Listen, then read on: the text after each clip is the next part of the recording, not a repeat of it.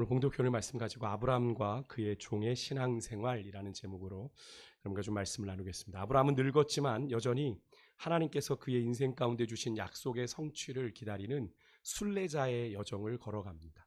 오늘 여러분 말씀 묵상하셨나요?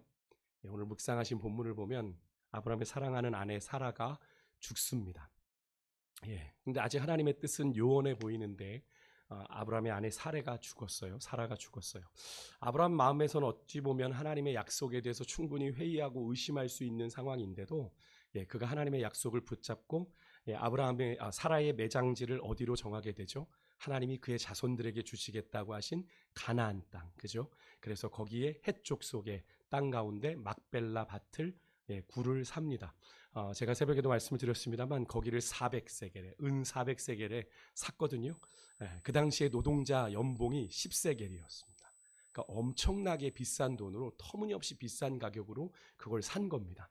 그런데 왜 그런 대가를 아브라함이 지불했어요? 하나님의 약속이 이루어질 걸 믿기 때문에.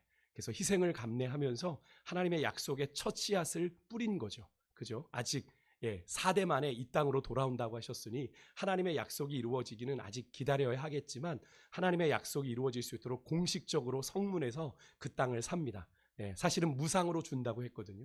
아브라함에게 우리가 무상으로 주겠다. 그런데 아브라함은 꼭 대가를 지불하겠다고 했고요. 그 이유는 뭐냐면 나중에라도, 그죠? 지금은 우리가 마음이 좋아서 그렇게 얘기하지만 나중에라도 소유권 분쟁이 생길까봐 분명하게 선을 긋고 거기에 이제 사라를 매장하고 나중에 아브라함도 또 이삭도 야곱도 그래서 아브라함의 가족이 대대로 묻히게 되는 매장지가 되죠.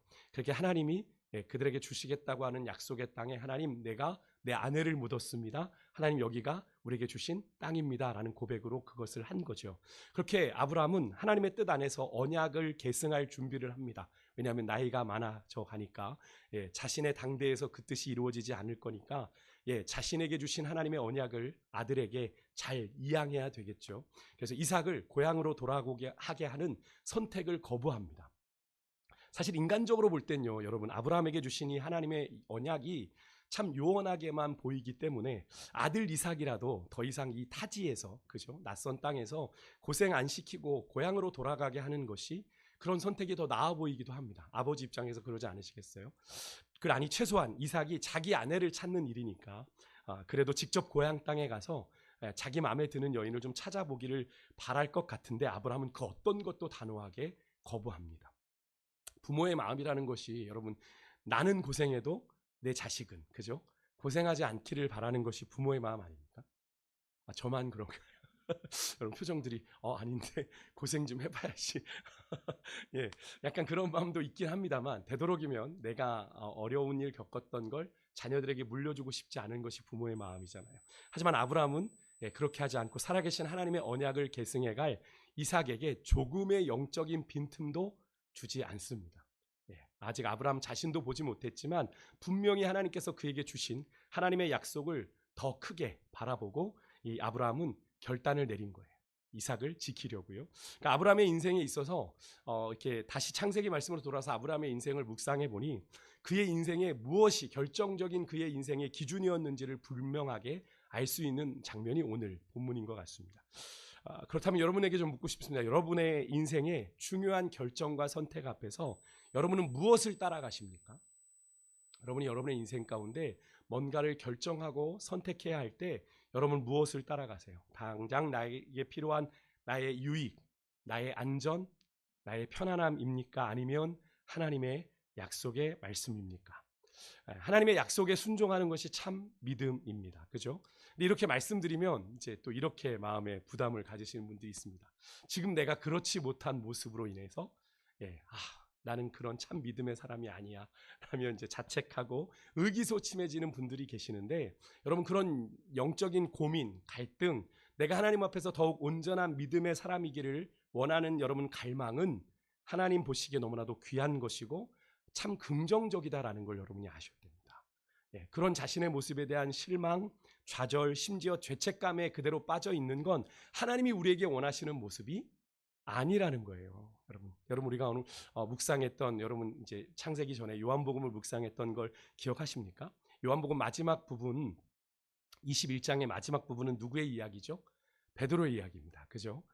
자기 살고자 그토록 사랑했던 예수님을 부인하고 저주하며 배반했다는 죄책감에 짓눌려 있던 베드로를 하나님이 찾아가셔서 예수님 뭐라고 하시죠? 예수님이 그의 3번의 그런 배반의 흔적을 지우시기 위해서 베드로에게 3번이나 물어보시죠. 네가 나를 3번이나 부인했는데 그런 너라도 내가 사랑하는데 네가 이 사람들보다 나를 더 사랑하느냐? 이 질문의 전제는 그겁니다. 그렇게 네가 배반했지만 나는 너의 사랑을 기대하는데 너 나 사랑하니?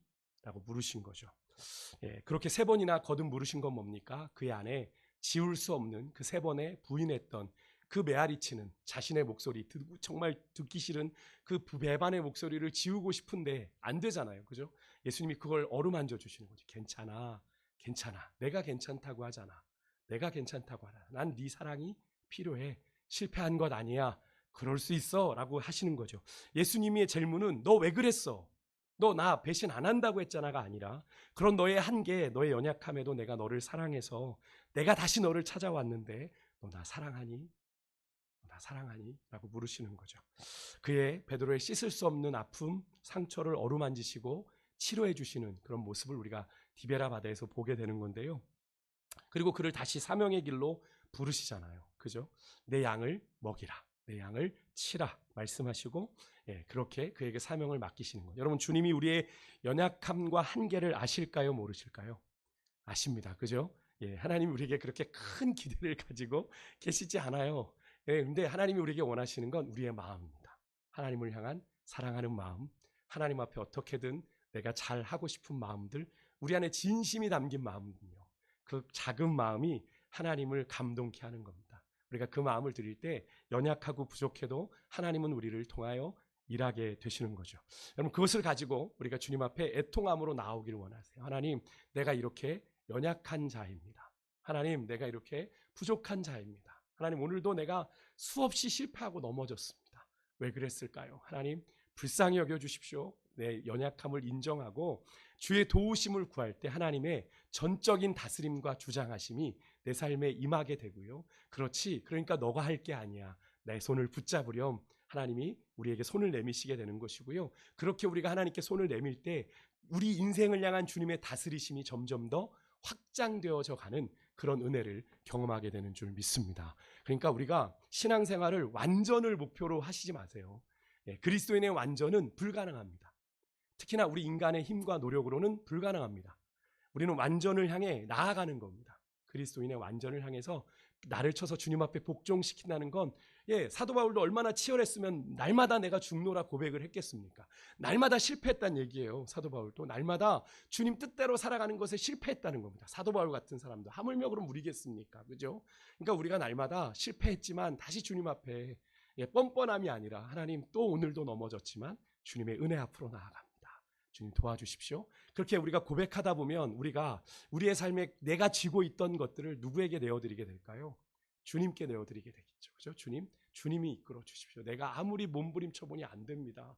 주님의 은혜가 필요합니다. 그죠? 그렇게 조금씩 하나님이 나를 더 이렇게 지배하고 다스리셔서 하나님의 뜻 가운데 인도해 가시는 것을 경험하게 되는 거죠. 여러분에게 그런 은혜가 있으시기를 주의 이름으로 축복합니다. 오늘 새벽 묵상한 본문에서도 아브라함은 그런 믿음의 모습을 보여요.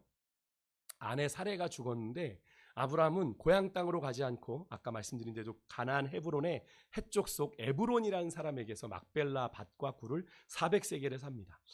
근데 아브라함은 그것을 그냥 되게 터무니없는 가격인데 받고 그냥 사요. 그리고 그 땅을 무상으로 주겠다는 제안도 거절하고 다 그렇게 가는데 아브라함이 왜 그런 선택을 한 거예요? 불확실하게 보이는 현실에서도 자신이 할 수 있는 최선을 다해 아브라함은 뭘 고백한 거죠? 하나님의 약속을 붙잡은 겁니다. 그죠? 하나님의 약속을 붙잡은 것. 내가 너로 큰 민족을 이루고, 그죠? 네 몸에서 날 자가 네 상속자가 되어 너의 언약을 이루어가겠다라는 그 약속을 붙잡고 있는 거거든요. 하나님은 그런 아브라함의 그의 일상에서의 작은 순종과 헌신을 통해 큰 언약의 역사를 이루어가시는 종자로 삼으시는 겁니다. 그러니까 오늘 아침에 그 말씀은 하나님께서 아브라함을 통해 이루실 큰 역사에 씨앗이 심기어지는 아름다운 시간이었어요. 우리가 여러분 아브라함의 이야기를 통해 우리가 믿음을 묵상하게 되는데 아브라함은 이 모리아산에서 하나밖에 없는 독자 이삭을 하나님 앞에 드리면서 어떤 하나님을 만나죠? 여호와 이레의 하나님을 만나고 난 뒤에 정말 전혀 다른 차원의 믿음의 사람이 됩니다. 그죠? 하나님이 예비하시는구나라는 걸 경험하고 나니까 조금 더 믿음이 과감해지는 거죠. 믿음이 좀 과감해지는 거예요. 여러분, 믿음은요, 내가 바라던 대로 다 소유한 다음에 내가 믿음으로 이걸 다 얻었습니다라고 고백하는 것이 아니라 아무것도 없는 것처럼 보일 때에도 하나님을 신뢰하는 것이 여러분 진짜 믿음인 줄 믿습니다. 그래서 여러분, 우리가 막연하게 반복되는 것처럼 보이는 매일의 일상이지만 여러분, 우리의 하루의 시간 또한 주의 선하신 뜻의 한순간인 것을 여러분 믿으세요? 우리를 통해 이루고자 원하시는 하나님의 큰 그림의 한순간으로 우리가 믿음으로 살아야 되는 겁니다. 그러니까 여러분의 하루가 결코 평범한 하루가 아니고요, 날 향하신 주의 뜻을 이루어가는 일에 꼭 필요한 한 부분이라는 사실을 여러분 꼭 믿으시고 믿음으로 잘 살아내는 은혜가 있으시기를 주의 이름으로 축복합니다. 어제의 아픈 기억이 여러분의 발목을 잡아 오늘까지 망치지 않도록. 사단은 그렇게 만듭니다. 너 어제도 실패했는데 오늘 뭔 낯짝으로 주님 앞에 섰어? 근데 주님은 그렇게 말씀하시지 않는다라는 거죠. 그런 연약한 너라도 나는 사랑한다. 오늘도 나와 함께 가자 부르신다는 거죠. 여러분, 그런 은혜가 여러분에게 있으실 줄 믿습니다. 그러니까 여러분, 자꾸 그런 사단에 여러분 안에 주는 그런 참소, 너까지 있게 뭘 하나님을 위해서 뭘 하겠다고 이런 마음들이 자꾸 실패가 반복이 되면, 그죠? 믿음의 좌절을 경험하게 되면 우리 안에 그런 생각들이 들어오거든요. 여러분, 그것은 사단이 주는 생각인 줄 믿습니다. 하나님은 우리의 실패를 책망하지 않으십니다. 그죠? 하나님은 넘어짐을 우리 책망하지 않으세요. 넘어지는 그 자리에서 우리를 붙잡아 일으켜 다시 주의 일에 우리를 부르시는 줄 믿습니다. 오늘 그 하나님의 손길이, 하나님의 위로하심이 저와 여러분의 심령 가운데 충만히 임하기를 소망합니다. 그렇게 오늘 본문은 아브라함이 이제 이삭이 아내를 구하려고, 종을 이삭의 아내를 구하려고 자기 족속의 땅으로 보내는 장면을 담고 있습니다. 시작은 아브라함이 나이 많아 늙었고 그의 생애가 범사에 하나님이 복을 주신 인생이었다라고 하는 인생의 약간 중간 요약이 나와요. 근데 한마디로 아브라함의 삶은 어떤 삶이었다는 얘기겠습니까? 하나님의 은혜 안에 있는 삶이었다라는 의미겠죠. 아브라함은 하나님이 자신에게 주신 약속, 앞에 이제 창세기 15장 4절에 내 몸에서 날 자가 내 상속자가 될 거다.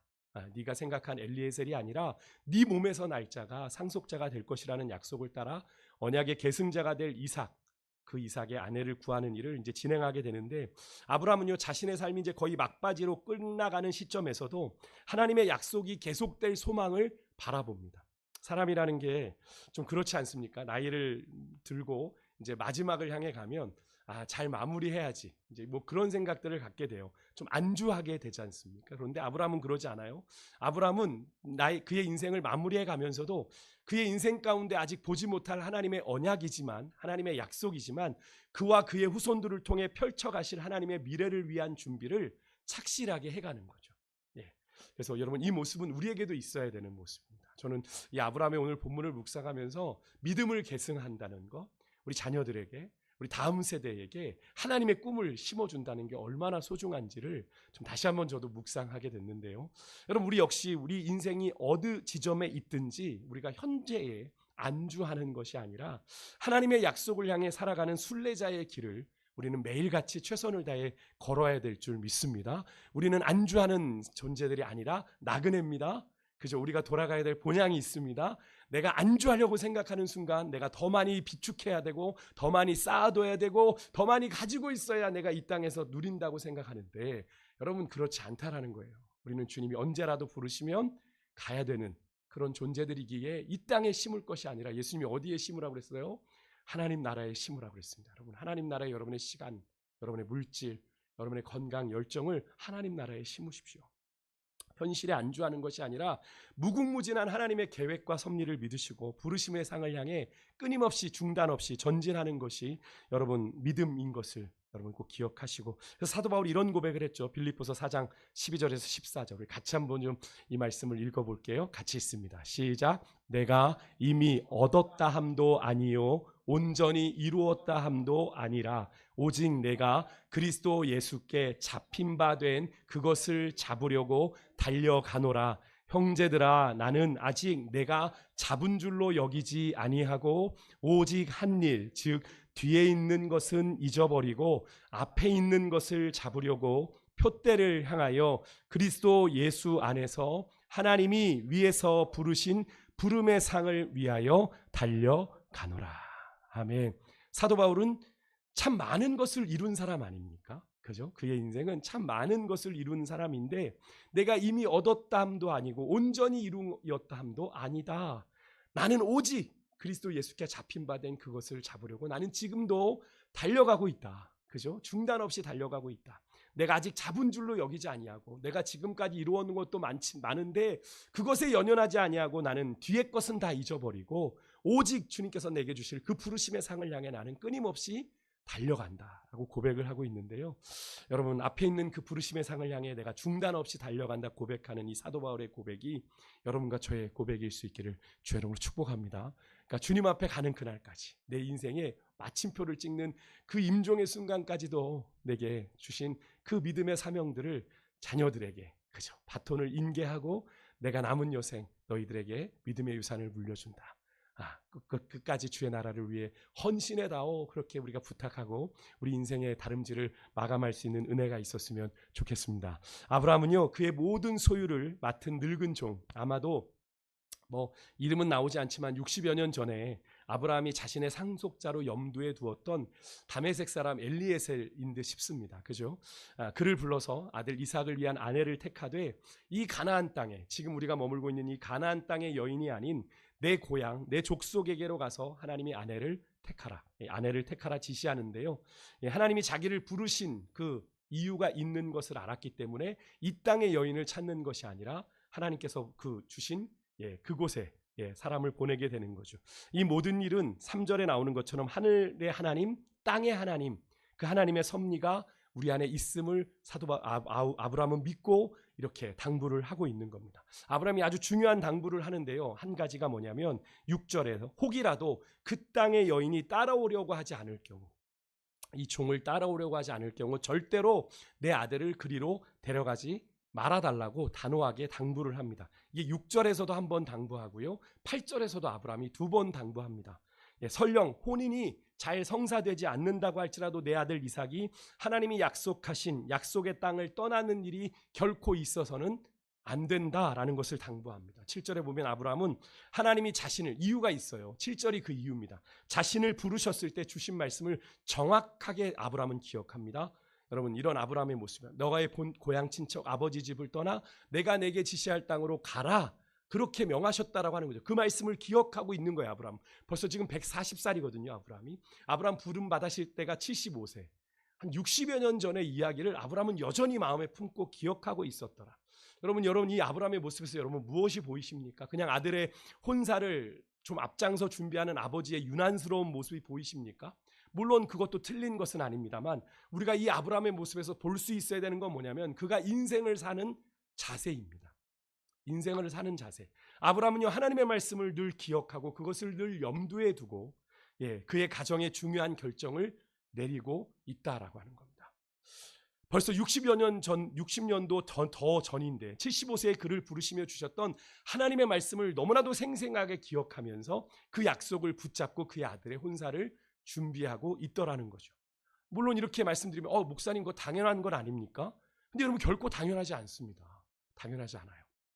여러분 오늘도 많은 교인들이요, 자녀들의 배우자를 결정하는 일에 이건 원 오브 댐입니다. 하나의 사례를 드는 거예요. 아브라함하고 비슷한 사례니까.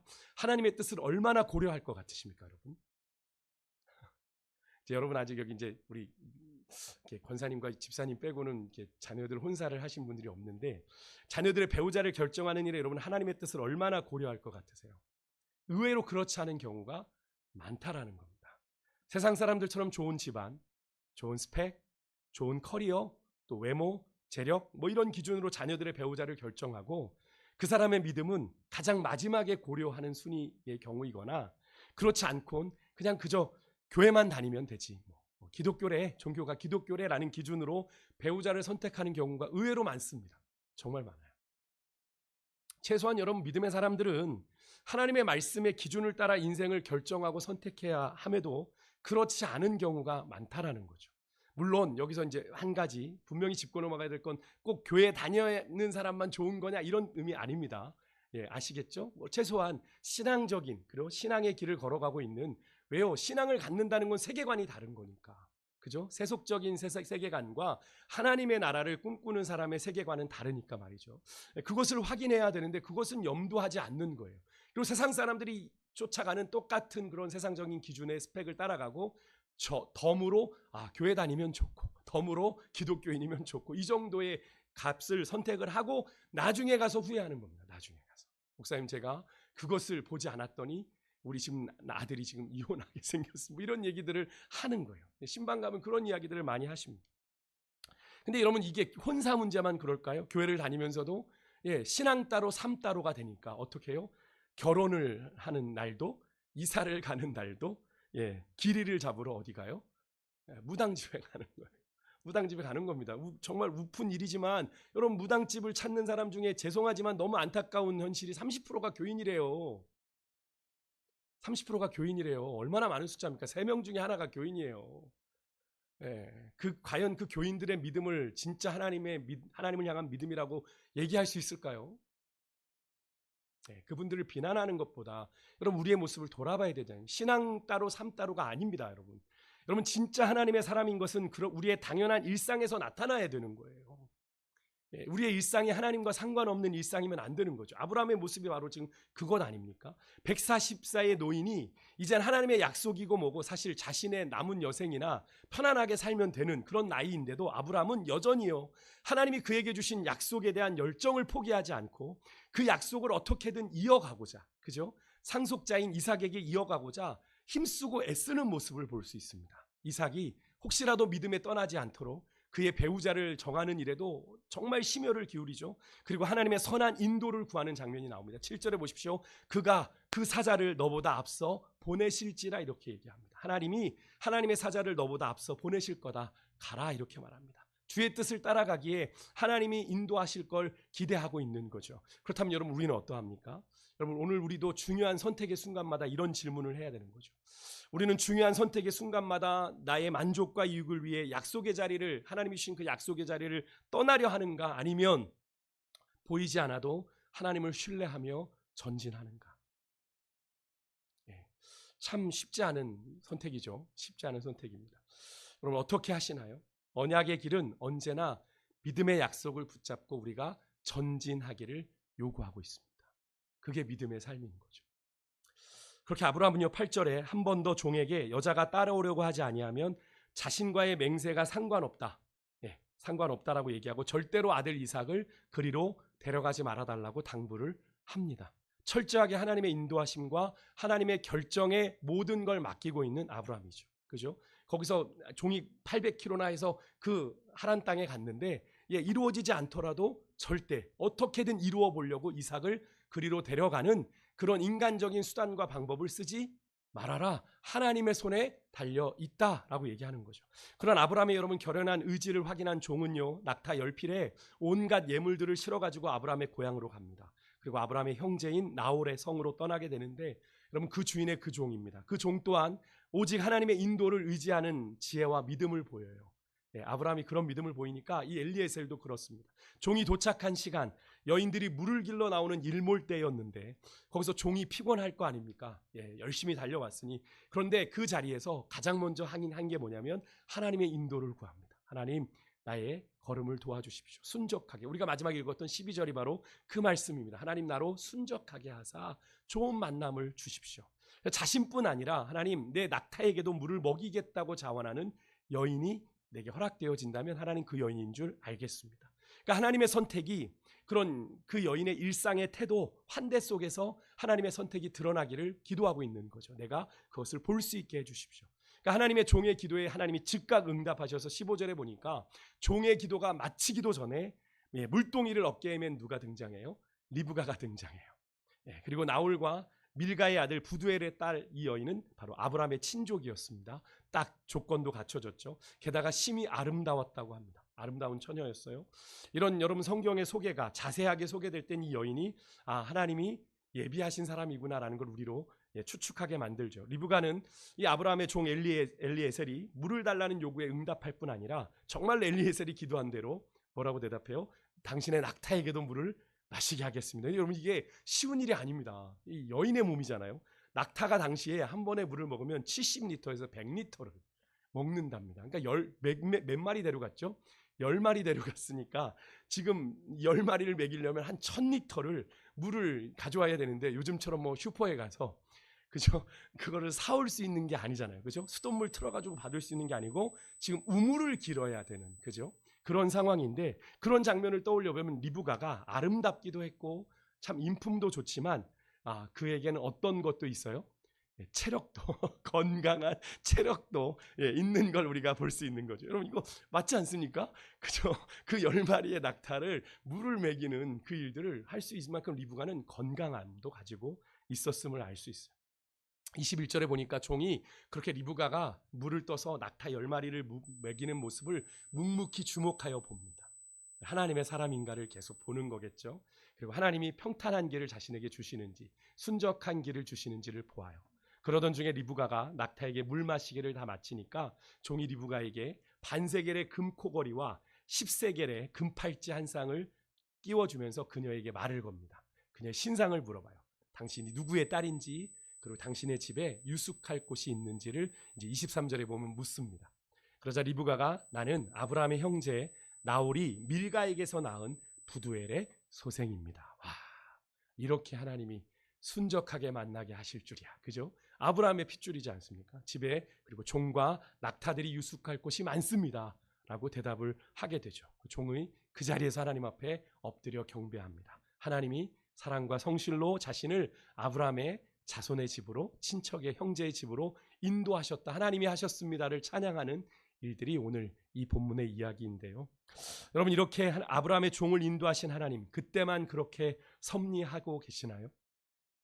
그때만 그렇게 섭리하고 계십니까? 아니죠.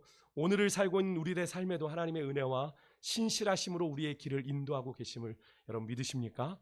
그래서 여러분 우리는 무슨 일을 하든지 오늘 아브라함의 종이 무시로 기도하며 주의 선한 인도를 구했던 것처럼 여러분 하나님의 인도와 도우심을 우리도 구해야 됩니다.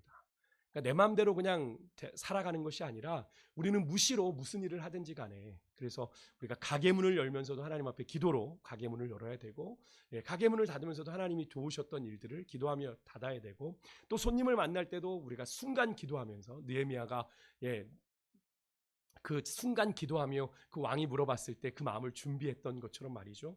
이 기도하는 것들, 하나님의 도우심을 구하는 것들. 근데 여러분 먼저 여러분은 여러분의 삶에 하나님의 인도하심을 신뢰하며 내가 그분 앞에 서 있는지를 질문해 보셔야 됩니다. 내가 하나님 앞에 서 있는지.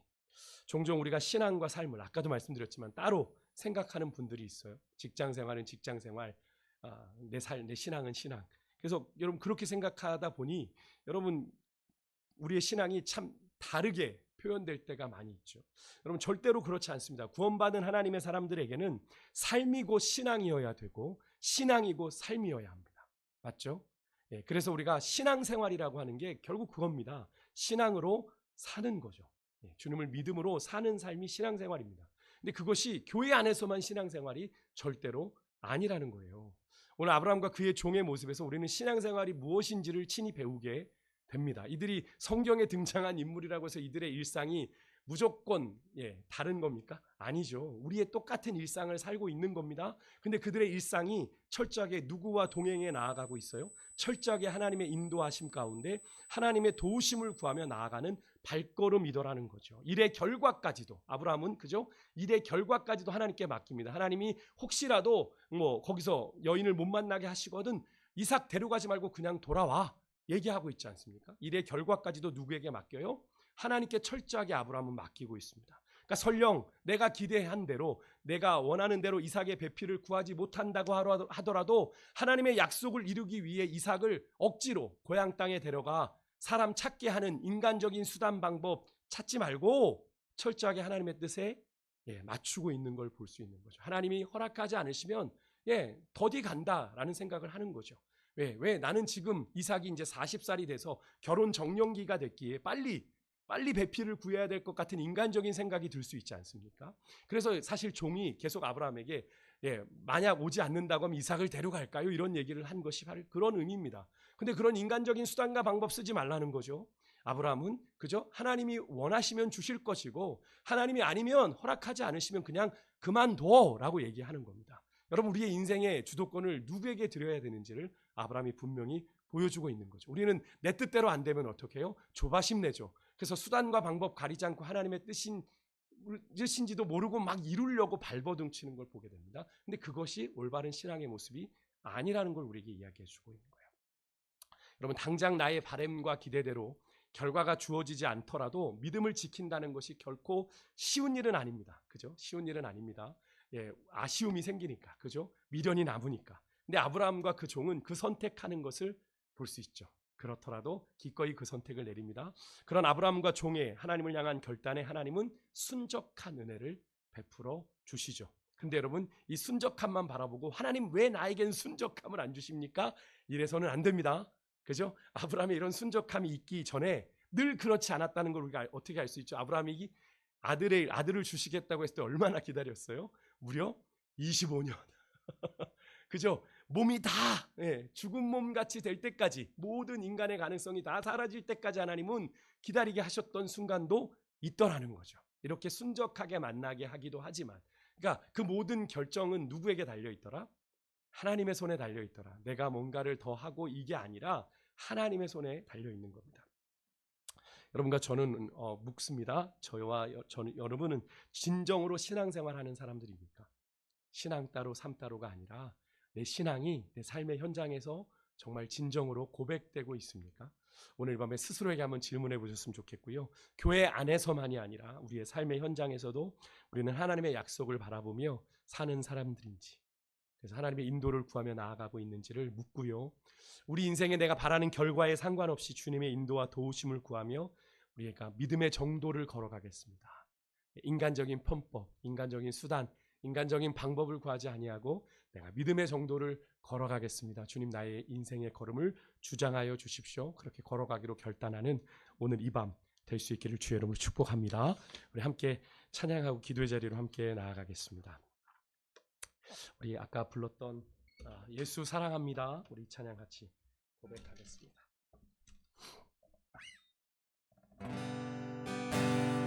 우리 주님을 향한 우리의 갈망이 오늘 주님 앞에 온전하게 드려지는 시간이 되길 원합니다. 예수 사랑합니다. 사랑합니다. 온 마음 다하여 오직 주님 한 분만 간절히 더 원합니다. 예수 사랑합니다. 예수 사랑합니다. 사랑합니다. 온 마음 다하여 오직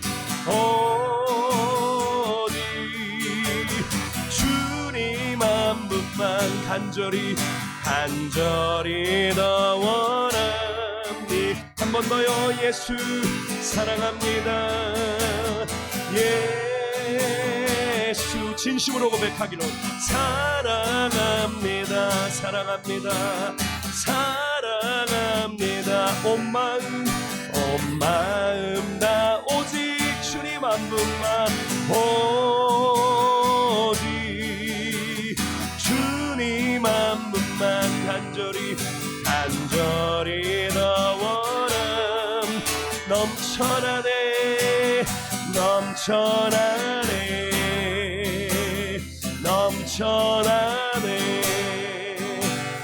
주를 향한 내 속에 갈망이 주님께로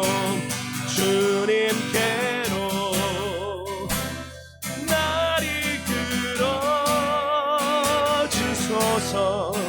주님을 더 원함. 다 같이 다시 한번 고백합니다. 예수 사랑합니다.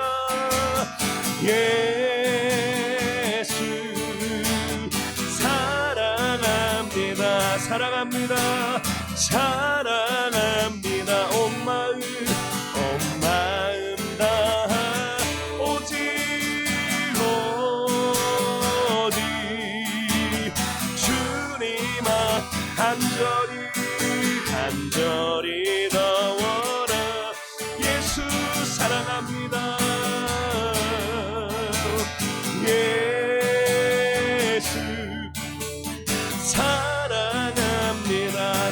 고백합니다. 사랑아 온 마음 다하오지호. 주님 한 분만, 주님 한 분만 간절히 너워라. 이 넘쳐나네, 넘쳐나네, 넘쳐나. 주를 향한 내 속에 갈망이 주님께로 날 이끌어 주소서. 주님을 나와 내 안에 주님을 향한 갈망이 넘쳐나네, 넘쳐나네. 주를 향한 내 속에 갈망이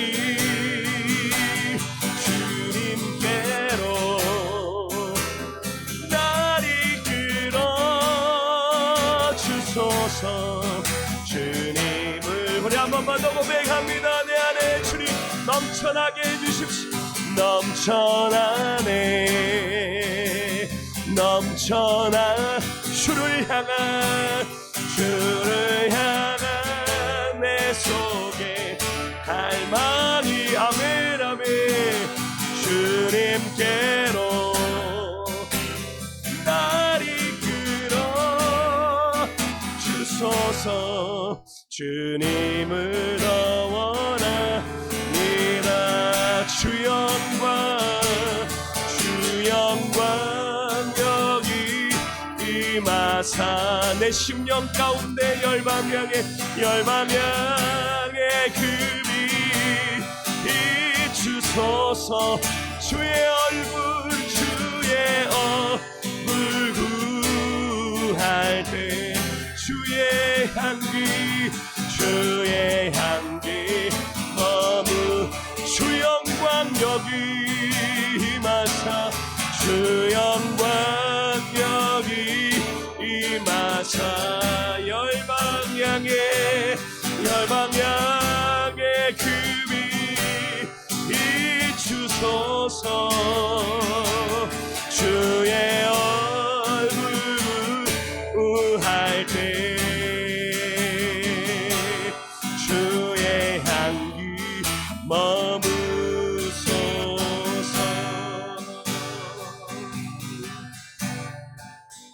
아멘. 우리